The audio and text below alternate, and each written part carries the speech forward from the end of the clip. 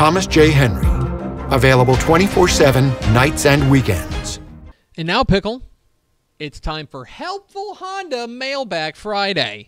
The North Texas Honda dealers want to help you score on award-winning Hondas like the rugged and reliable 2023 Ridgeline. Stop by your Helpful Honda dealer today or visit ntxhondadealers.com to learn more. Honestly, hold on. When I was driving down to Austin for Thanksgiving, it was the day of Thanksgiving, and it was crazy, rainy, and awful. But there was a rugged and reliable Ridgeline in front of me at one point, and I wanted to take a picture and send it in the Slack chat, at you and Step. Be like, they ain't scared. But it was at a point in time where if it would have been in traffic, because I did end up stopping in traffic a lot on the way down there, I would have taken it. But it was in a point we were actually moving, and I was like, I am not taking either hand off the wheel right now because it was bad. But anyway, the rugged and reliable Ridgeline was perfectly fine. Shout out to the rugged and reliable. I was scared. I wish I could be rugged and reliable, but I'm neither of those things. But the Ridgeline definitely is. And Matt Stepp definitely are. It's Helpful Honda Mailbag Friday. Get your questions in. High school football, college football, recruiting, lifestyle, romance, travel, all of the things. We'll get to as many as we can up until probably about 12:40 or so. Let's talk a little bit about last night. 6 games, punched 6 tickets to the state championship games. Do you want to go biggest to smallest or smallest to largest? Biggest to smallest. Biggest to smallest. 3A Division 1. Brock 21, Malakoff 10. A defensive masterclass from Brock. That is exactly how you beat a team that's faster than you. Because Malakoff's the faster team in that game. There's no real doubt about that. They are the faster team in that game, and they're also relying on getting to the edge. Which is crazy, because we don't say that many teams are faster than Brock. But Malakoff is. And by the way, we'll get to another team that is. But what Brock was able to do was set the edge and funnel everything inside. Everything inside. They made that game play between the hashes. They could not get a single. They got 4 of them on the outside, and they dropped every single one of them. And Ish was like, they're wishing they had those back. And so Brock's defense stood on its head in this game and was spectacular. They got what they needed offensively, Reed Watkins and Tyler Moody. This is a Brock team that win. I hope people don't mistake what I'm about to say. They win ugly. They are not here to win a beauty contest. But what they do is they win because they mash you, they dominate up front, they get what they need from the running game, they turn you over, and they make you play at their game plan. And that's what happened last night at the Star, and Brock is heading back to AT&T Stadium. Congratulations to Blaine Mathis and company. Remember, 0-4. 0-4, and now 11-4, and playing for it all for 48 minutes, where they will face the Franklin Lions, who beat Edna last night 41-13. Now, you were at the Edna game last week. Let me ask you. You saw Edna. I did. Franklin beats Edna 41-13. I'm interested in your thoughts. Franklin is every bit the team that we thought that they were. To win that emphatically against, there are some. That's a really good Edna team. Really good Edna team. There are some big old boys on both sides of their line, which is what made that matchup so interesting in my mind, because obviously Franklin, Bryson Washington, the whole lot that comes with that. But they, just annihilated them from the get-go. Watching the defensive line, there was nothing they could do to stop Bryson Washington from that very first touchdown that he had, that 70-yarder or whatever it was clear as day, he's about to have his own with this. But I think more so it says what we thought about Franklin, because not only did they do that to a very good Edna team, they blew through that entire region, and Region 3 was tough. We use the word gauntlet a lot, but it really genuinely to get past that win over Columbus is really impressive. And that was a gritty win too. We haven't seen Franklin had to have a lot of gritty wins, and they can do it that way, and they can blow you out of the water. Franklin, to me, and we'll preview all these games on TexasFootball.com, TexasFootball.com/state. We're working on that all weekend, and so I don't want to give any sort of predictions or anything like that. But, this is going to be really interesting to see. My big key is, can Brock do to Franklin what they did to Malakoff, which is because Franklin's the fastest team in this game, because they might be the fastest team in 3A Division 1. Yeah. And But Franklin is also much more comfortable playing between the tackles. Mm-hmm. Do you know I what was I mean? going to say they need to do exactly what they did, but flip their game plan. Instead of trying to cut off circulation from the outside and keeping them in, they're going to have to cut off circulation from the middle and push them out. Absolutely. Get them out on the sideline. Yeah, string them out and see if you can keep them from getting the edge. It's a fascinating matchup for the 3A Division 1 title. Yeah, that is fun. 2A Division 1. We talked. We just heard from their head coach, the Holly Bearcats. They beat Crawford last night, 34-20 in a street fight. A really physical matchup between two teams taking tire irons to one another and getting the shopping cart out, get the stop sign, the kendo stick, and hitting one another with it. I'll go back to this. I think this Holly team is better than they were last year, specifically because I think that Rhodey Hooper has grown as a passer, and having Austin Compton back there, they're healthy this year. Having him back there healthy just shifts everyone back into where they should be. Because last year, Austin Compton was out, so they have to move Deontay Ramon over to running back. And then it's okay, well, he's a receiver and also defensive end, so it's like he's kind of going both ways. Now they're just able to put Deontay Ramon back there, let him pin his ears back and go. Fascinating game. I thought the offense looked great. And for Mitch Abels and company to get that win over a hard-charging, dangerous, physical Crawford team, I thought was very impressive. They will face the Refugio Bobcats, who continue Region 4's dominance of Region 3. Yeah. 24-21, they kick a game-winning field goal with 9 seconds left. So yeah, if you to go back, lead for the first time. I was thinking that was the most First time they impressive led. thing, because Timpson went up 14-0, and then Refugio scored 14 unanswered, and then it was back to heyday. But after doing the Shiner thing, the way that they won the Shiner game the week before, and then winning in a 2A game, winning on a field goal. Let me tell you. God. Two things. One, their kicker's pretty good. Yeah, oh yeah. Two, that Refugio defense It's got some dogs in them. They got that dog in them. That Refugio defense is, and that is to me the real mesh point here is that Holly offense, which has been humming, going up against this Refugio defense, and then how does Holly handle the speed of Refugio? Ernest Campbell's the two-time defending 100-meter champ in 2A. He's going to be the fastest player on the field. Yeah. How do they handle that kind of speed? Because here's the thing, Refugio's faster than Shiner was last year.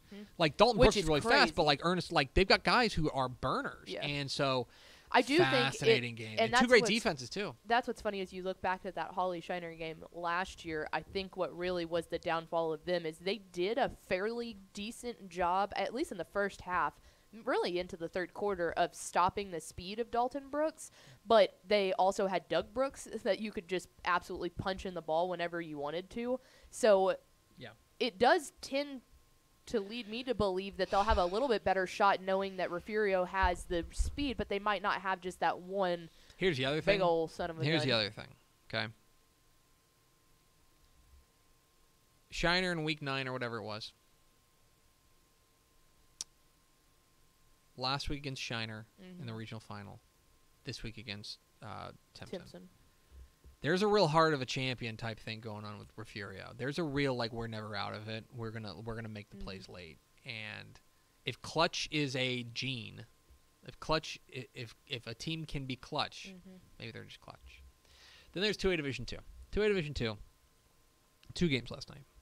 The first, Albany 53, New Home 25. A shout-out to New Home. Yep. They battled. They got tons of guts. They're on their backup quarterback with Brazos Beck, who I thought played really well. But Albany's too much. Yep. And Albany's too much because that offense... So I guess I can just tell people. I'm going to be the color commentator on the 2A Division 2 state championship game. And so I've just kind of been doing a lot of research and stuff like that on these two teams.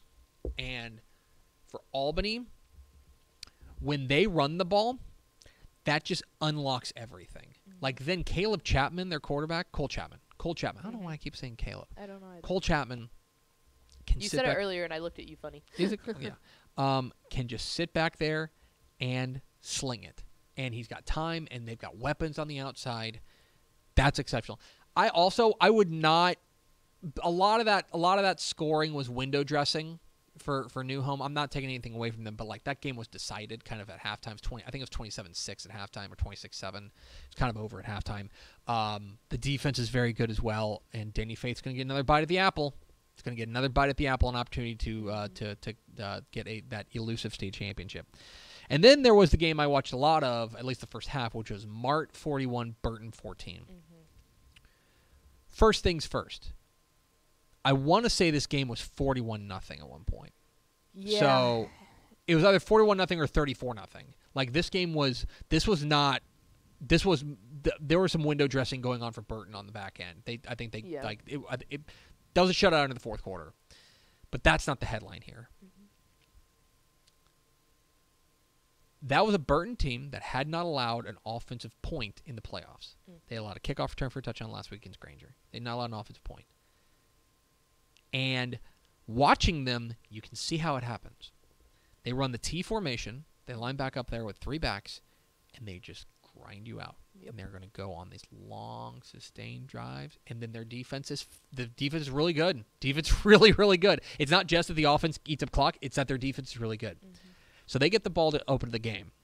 They get the ball. They go on this 8.5-minute drive, and they're converting 3rd downs and 4th downs. And I'm going, uh-oh, because this is exactly what happened against Falls City last year with Mart, too. But here's the difference. They get inside the 20. The Mart defense bows up because their defensive line, they made a couple of adjustments defensively, and then it was kind of over. They bow up, and 5 plays later, they're hitting a touchdown pass over the top. Jonah Ross to Lundy. I need to learn his first name. They're up 7-0.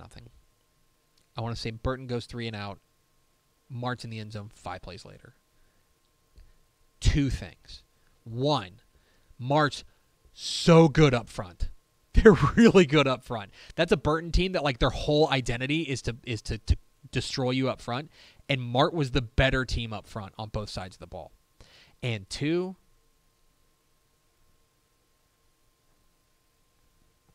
Jonah Ross and J.D. Bell, the playmakers they've got, they are dangerous. That's going to be a fantastic title game. Albany and Mart going at it 7 o'clock Friday night.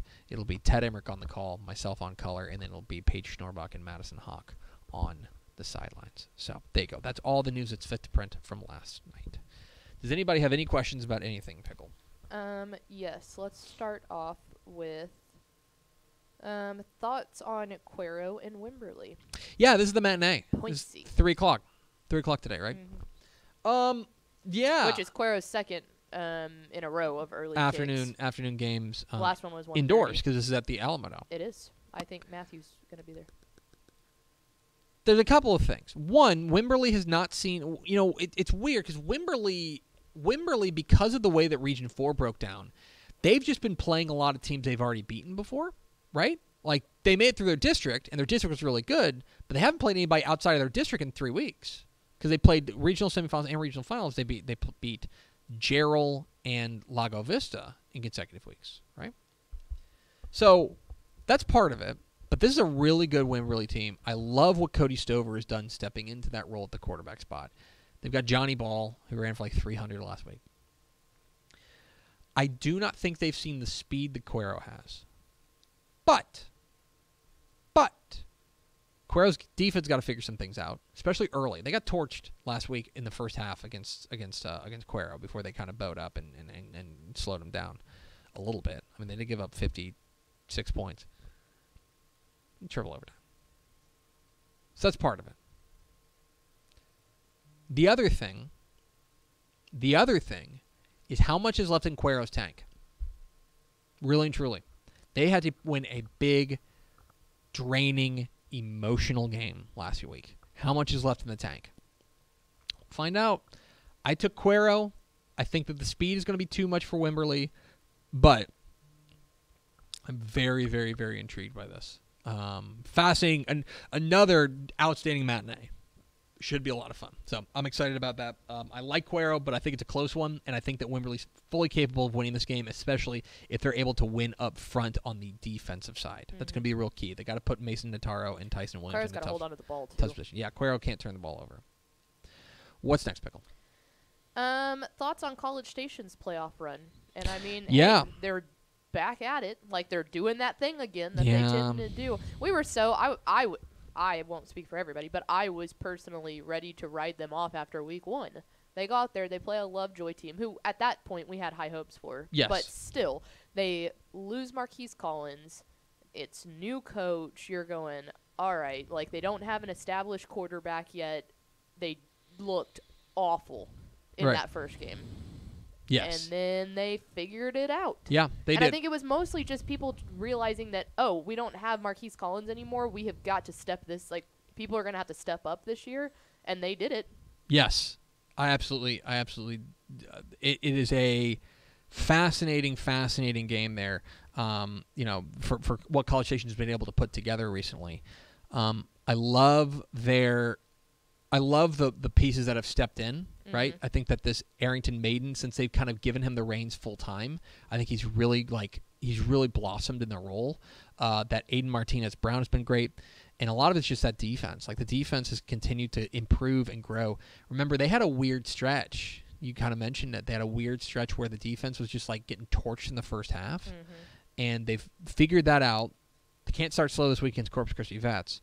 That is the one thing that concerns me. Yeah. Like, I think that College Station has proven to be the better team all around than Vets, but I've also doubted Vets every single week, so maybe what do I know? Yeah. But College Station does still have the tendency to start so stinking slow. We saw that against the A&M Consolidated game. Yes. They were down by like 30, ended up coming back to win it, but it's like eventually you dig yourself a hole that's a little too deep and you can't get out of it. Yes, absolutely. I think that is I'm very, very intrigued by what happens, how they start. Because Corpus Christi Vets has started pretty fast.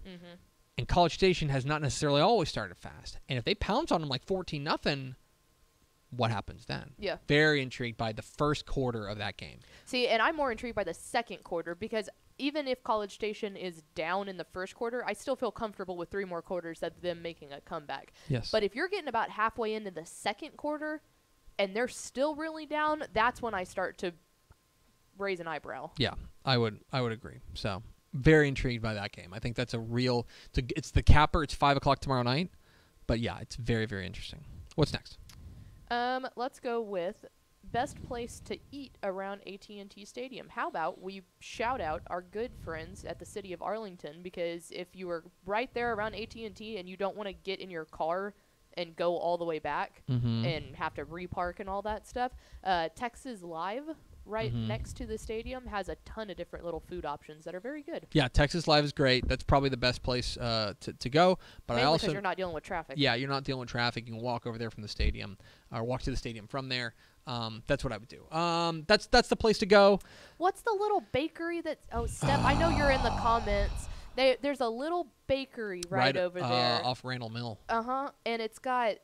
Has Guy and... It's a Mexican bakery, right? Yeah. Guy usually brings breakfast tacos for everyone one morning, and they're just roaching him or walking around with a box of breakfast tacos, which is just a great scene to imagine in your brain. It's as good as you think it is. It is very good. Yeah. There's a lot of really good places to eat in Arlington. I'm also wary of... Ojos Locos. Yeah. No. That's what he said. No, that is not that. I promise you that's not that. Although that's hilarious. I would tell you that I'm wary of asking people to get in their car. Do you know what I mean? And so Texas Live is the best place to go because you can just like hop in there, walk all over there, grab a bite to eat. If you're looking for barbecue, I've never had it, and we need to change that. But I know Hurtado's barbecue. Yeah, Hurtado's is legendary. They have Texas Twinkies, which is like basically like a popper but on steroids. Yeah.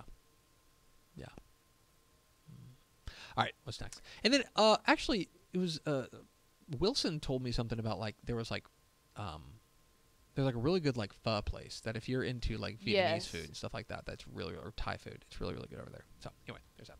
What's next? Marquez Bakery. That's it. The Marquez actual Bakery. Name of it. Yeah. I fell for y'all's dumb tricks. You did.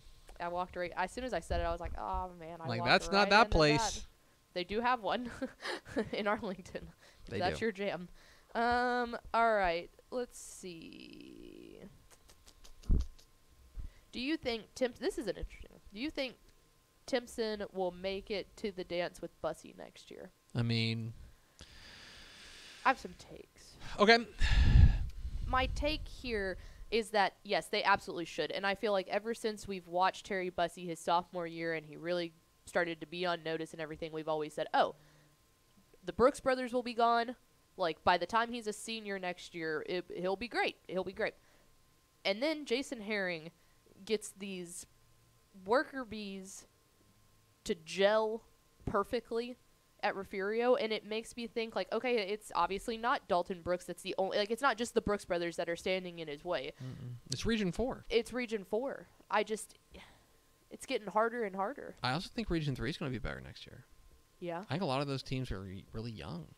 Growing up some. And Joaquin was young. I think, like, there were teams, I don't know, like, you know, the thing that sucks, and I'm not trying to pile on Timpson, but, like, you get to this point, and then it all starts at zero next year. Yep. And you got to stay healthy. You got to, and at the, I mean, think about this. At the 2A level, you really got to stay healthy. I was going to say, like, and there's no telling, we hope this does not happen, but Terry Bussey could go down at any point. You know? And it's like, if that's your whole playing field, it's a lot. Look, they're going to be on the short list of contenders next year. I want to be very clear. They're going to be on the short list of contenders, but there's no guarantee. Like, that's why when you get to these moments and you get to 20-20 or 21-21 with 4 minutes to go in the game, they've got 20 returning starters, so they're very young. You can't let those opportunities pass because there's no guarantee. They're going to be on that short list, certainly. They only have 3 seniors, but there's no guarantees. Let's go with China Spring versus Decatur. Decatur. There's got to be a better way to say that. The pick for Decatur, if you want to pick Decatur, there's 2 reasons you pick them. Okay? One is Nate Palmer, and just he's a monster. He's incredible. And if you haven't seen this kid, the running back for Decatur, he is a star. And that you say this is a Nate Palmer hero game, and he goes off and he runs for 240 and 3 touchdowns, and they win. That's one. The other is just the team of destiny thing.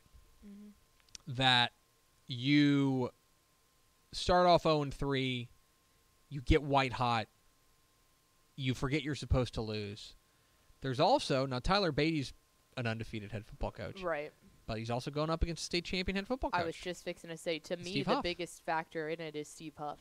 I mean, he has to be. How can he not be? I think that's entirely reasonable. He was in AT&T Stadium at this point last year. He's done it. He brought that mentality over there, and you can't argue that. Sometimes good coaching is just really good coaching. I think that's reasonable. I think this game is tight. I really do. I like China Spring. I think I trust their defense a little bit more to slow down Nate Palmer. But, I mean, they've got make no mistake, Decatur has capital T that, capital D dude. They've got that. They've got him. And as long as they've got him, if they can get him loose, then they're going to have a great opportunity. I think this is a really interesting game. And if you're looking at the helmets and you're saying, oh, well, I don't know who Decatur is, but I know China Spring won the title, I think you are mistaken. I think this game is really, really interesting. What's next? We have a comment from a viewer named Matt Tepper. Don't know if you know him or not. Is Brazil the Texas football of football? Oh, as far as, like, are they back? I mean, Brazil did win Olympic gold in, like, they just haven't won the World Cup. So if you didn't know, before we came on, Croatia beat Brazil in the World Cup in penalties. Yeah, well, and Croatia scored in the 116th minute of extra time to tie it, and then won in penalties. Yeah. I don't know if they're the Longhorns, because, like, they have won something recently. Like, they won the Olympic gold in 2020. What was it? I think it was 2020, 2018, 2020. Yeah. So I don't know if they're that, but I do think certainly there's a little bit of, like, every year they're the favorite, and every year they disappoint. The comparison I would make to Clemson would be Clemson, like old Clemson. Before Clemson got really good under Dabo Swinney, before they finally broke through, it used to be that there would be the Clemsoning. Like they would always have a game where they would just choke it away. That would be the game. That would be the what I would say is the closer comp in my opinion. I think they're like the early 2010s or like they're the 2000s Clemson of football. So that's my official take. I'm trying to think of anyone else who's like famous underachievers. You know, if there's a category I don't want to be put into in my life, famous underachievers is one of them. I mean, are they Nebraska? They're not Nebraska. They're pretty good. Throwing the Cornhuskers underneath. Yeah. Anyway, what's next, Pale? Wisconsin, maybe? Wisconsin. Go on. Badger. Thoughts on... So, Mallory and I'm interested to hear your take on this because Mallory and I talked a lot about this game yesterday. Alito and Longview. Yeah. I mean, okay, answer me this first. If you had to select... Which game are you most excited for, actually? We'll come back to that. Which game are you most excited to see go down? Rest of the weekend? Yeah. Westlake North Shore. Okay. Westlake North Shore is... Would one of them from last night had been in the mix? No. Okay. Westlake North Shore is the game I'm most excited about. It's the main event. It's WrestleMania 6. Yeah. It's the Ultimate Warrior against Hulk Hogan. It's Intercontinental Champion versus World Champion. It's title for title. It's everything. These are the two. North Shore and Westlake are, in my opinion, and simply only because Carthage didn't win a title last year, so they're not a reigning champ. These are the two Texas high school football programs of record right now. Yeah, that's fair. Is North Shore and Westlake. And maybe that's why I didn't get as... Because my answers were Longview Alito and Timpson Refugio. Because I had been talking about that matchup for so long, and I'm a small school snob, I guess. But... Yeah, I just feel like we talk so much about North Shore and Westlake. I know. It's kind of like, but we don't talk about them but think about how not playing. But each other, at the same time, to this point, think about what a rarity it is whenever we get to talk about Westlake and North Shore because they have a team that can challenge them. Yep. And now we get to against do one it. another. Yeah. You know what I mean? That's fair. Longview and Alito is fascinating, and from a brand perspective, like a brand name perspective, this is North Shore. This is up there with North Shore Westlake. Yep. The way to beat Alito, and I think South Oak Cliff's proven it, and I think College Station proved it in that title game, is to match up with them up front and then have a few better skill guys. And guess what Longview has? And that, to me, is what Longview does. Mm-hmm. They match up really well up front, and they're going to have Taylor Tatum and Jalen Hale, and they're the difference. Mm-hmm. I said this before we had this conversation on the Wednesday show with Powers. I do not think that Taylor Tatum is the most talented player on that roster. I think Jalen Hale is. Now, that's an impossible part. He's like a 5-star receiver. So Taylor Tatum's pretty good, obviously. But Taylor Tatum's the straw that stirs the drink. Mm-hmm. He's the guy for them. He is the most important player for them. Jalen Hale is the Maserati, and Taylor Tatum's the gas that you put in it to make it go. It really is, yeah. And so now, I'm very intrigued by that game tonight. For Alito doesn't go away. Alito is going to fight tooth and nail. I think Alito's defense has gotten better as the season has gone on, which makes this really interesting. I think Alito's secondary has gotten a lot better. I think Hoss Haney, their quarterback, he's a is dude. a game breaker, and especially running the ball. Mm-hmm. He's not Terry Bussey, but he is a guy you have to account for on every play. Yes. Every play. Because if he takes off with it, he is capable of housing it every time. Yeah, and he's doing that in 5A ball. Like there's the difference between him and Terry Bussey. No disrespect to that. He's doing it in 2A ball. To be able to really genuinely do that at that level and he can throw is impressive. What will be very he can drop a dime every now and then. What will be very interesting is that there's supposed to be weather tonight, some weather. Does that impact the ability to pass? And if it does, Longview suffers from that more. I think maybe, but Alito throws the ball a fair amount themselves. Yeah. That would change a little bit of the dynamics, certainly. I like Longview. I think that they are a little bit more balanced. I think they're able to get the win. But, picking against Alito is like picking against the sun to come up. Right. I was just gonna say. Do you know what I mean? There were. That's the funny thing is there were a couple of games that I felt pretty good on my picks about, and then I felt pretty good. I felt pretty good about Albany and New Home last night. Yes, exactly. And then there are games like this where it's like I might have a better like I'm gonna save myself a lot of stress if I just flipped a coin because I just don't. I would agree. I don't know. This is one of those. This is a coin flip game. Yeah. I like Longview though. I think Longview comes away with the win. What is next pickle? Let's do. Yeah, we got a little bit of time. What's your over under for the attendance of North Shore and Westlake?